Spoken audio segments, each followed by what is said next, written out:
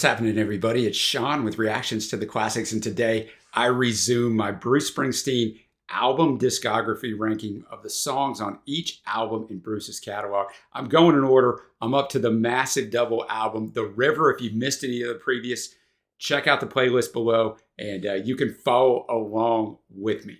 Now, I've got a full album reaction to this album up, and it's really the only other time I've actually listened to the album in its entirety. I don't know why. I love Springsteen. He's my favorite all-time artist, really, besides the Beatles, but favorite all-time solo artist. So I'm going to rank the songs from worst to best, right? And I found this album's got 20 songs on it, right? So it's pretty challenging. And a lot of songs are very similar. I went back and forth, back and forth. I take a long time doing this. So I can definitely see where some of you may have a little bit of an issue with where a certain song is ranked. And it is his only double album, and his first to go to number one. It was originally supposed to be one album called The Ties That Bind, which is going to be our opening track on the album. But he'd recorded over 50 songs. At the very last minute, he went back and decided to make this thing a double album. I think it serves as a nice bridge between the previous album, Darkness on the Edge of Town, and the next album, Nebraska. It has kind of a mix of both types of song, some rockers and some acoustic stuff. So without further ado, there's 20 songs. I don't want to keep you guys here all day.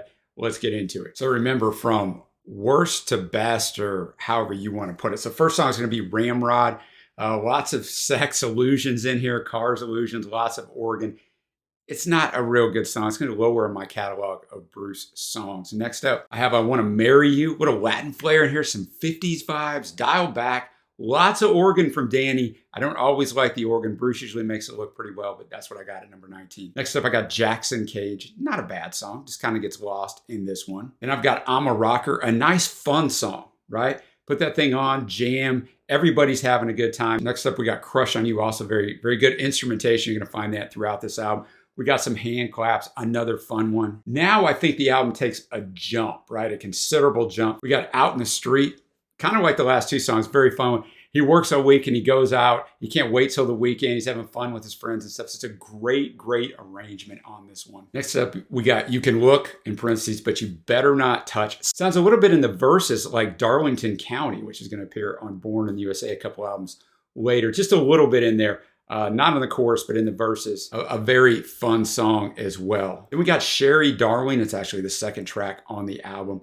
Sounds like we're at a party, a little atmosphere in the background. Definitely different vocal-wise and arrangement-wise. Next up, we have the second single, Fade Away. It went to 20 in the US. It's slower, as a lot of these songs are. Nice rhythm section. The organ's very strong on this one, really adds to the song. He doesn't believe her, right? He's not going to fade away. He doesn't believe. She wants it to be over, but he doesn't believe it. Next up, we have Two Hearts. Great piano and organ from Roy and Danny on this one. No matter how bad you've been hurt, two is better than one, right? It just really is infectious, man. Next, we're going to dial back to Point Blank. Great piano from Roy on this one, right? Nice songwriting. He dreams all these things. His girl's back with him, all this stuff, but then he's shot point blank. It doesn't exist for him. And that was song number 10. So now we got a song number 9, The Price You Pay. Great songwriting on this one. It's about the things that happen to you in life, the difficulties of life, death. Very good songwriting. Number 8, Stolen Car. This one's also very dialed back. It's about a broken relationship. His marriage is over, but he can't really get over it. He's remembering how it was all good at one time. Now he steals cars. That's where we get the stolen car, just so he can feel alive, right? Because he doesn't want to just totally die out. The songwriting on this album in a lot of places is almost bleak, which, I mean, Nebraska is going to pick up on quite nicely on the next album. Now we got Cadillac, the Cadillac Ranch. Infectious beat. This one's rockabilly, right? So it comes in out of nowhere. Great saxophone from the great big man Clarence Clemens. The whole band is just rocking along. It's a fun song until you dig into the lyrics. Cadillac Ranch is about dying, right? Don't take me to that Cadillac Ranch. Not yet, boys and girls. I'm not ready. Next up, we have Drive All Night, an epic 8.5-minute song. He lost her, but he'd do anything to get her back. Just a dialed back arrangement in here. Just an excellent song. All right, 15 down, 5 to go. My next song is going to surprise a lot of you because a lot of people would have this song at number 1. I got Hungry Heart, the lead single, first top 10 single, big hit, went to 5 in America. It was originally written for Joey Ramone. Joey asked Bruce to write something for the Ramones, and Bruce has written several hits for other artists. I'm not going to go into all that now, but he wrote it, and his manager, John Landau, heard it and said, no, you can't give this one away. I think maybe, I mean, I really, really like this. It's a little weird because they sped up Bruce's vocals just a slight bit. Gives him that higher pitch vocal. And then a couple guys from the Turtles sing that background. So I don't know if it's just that higher pitch vocal. I mean, it's great. It'd be number one on some of his other albums, I think, maybe. But it's a song that a lot of people know instantly from Bruce. This one, and of course, Born in the USA. But I got it at number 5, which means there's 4 absolute bangers on this. Next up, we have a songwriting masterpiece, Wreck on the Highway. This one for sure could have been on the next album, Nebraska, but I don't want to get ahead of myself. But Bruce is going home from work. He sees a hit and run. He sees this kid. I mean, he's a young man out there on the side of the road dying. They come to get him. And he throughout the song, he wonders about this young man, wonders about the kid's mom or girl when they knock on the door and let her know that he's gone, and it kind of lets him reflect on how fleeting life really is, right? So he's in the last verse, he's looking at his woman going, man, this could all be over soon. So I just think it's an incredibly mature songwriting on this one. Top 3, we got The Ties That Bind. It should have been the title track to this album if this album would have morphed into something else. It's a little stuttering part of the chorus, The Ties That Bind.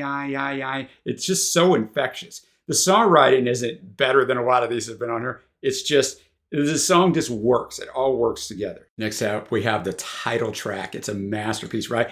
It's really a story about Bruce's sister, Jenny, and her husband. And it's a story of how you have these dreams, and those dreams not necessarily get derailed, but they get changed, right? And you get married at a young age, and he goes to work in a menial labor job, a very difficult job. And they used to go down to the river and just think about those dreams and the way it used to be. So it's a haunting song. And just so good. So now we're to number 1, drum roll.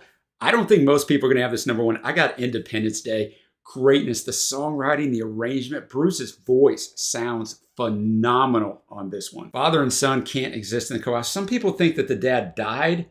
Most think Bruce is just going away, right? And a lot of us men have been in the situation where you can't coexist with your father. I was definitely in that aspect. I left the house when I was 17, right after I graduated from high school.